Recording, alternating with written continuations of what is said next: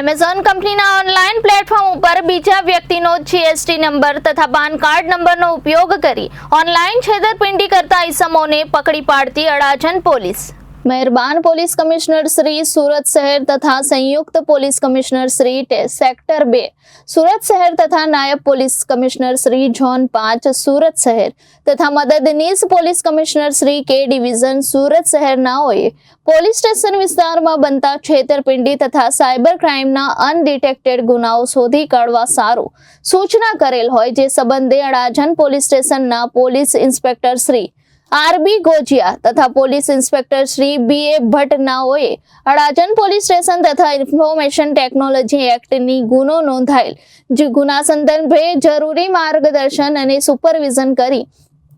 ગુનાના આરોપીઓને પકડી પાડવા સારું સૂચના કરી હતી। જે અન્વયે surveillance police sub inspector JN. ભરવાડનાઓએ સર્વેલન્સ સ્ટાફના પોલીસ માણસો તથા સાયબર ક્રાઇમની પોલીસ ટીમને સાથે રાખી ટેકનિકલ વર્કઆઉટ કરી આરોપીઓ 1 અમિતભાઈ નરસિંહભાઈ જીવાણી, 2 હેતકુમાર અમૃતભાઈ ચૌહાણ, 3 અશ્વિનભાઈ વિનુભાઈ આંબલિયાને પકડી પાડ્યા હતા। જેઓની પૂછપરછ કરતા તેઓએ ગુનાના ફરિયાદી શ્રીની જાણ બહાર અને તેમની સંમતિ વગર જીએસટી નંબર તથા પાન કાર્ડ નંબર તથા ફરિયાદી શ્રીની ઓનલાઈન કર્મશ્રી ભવંતી ક્રિએશનનો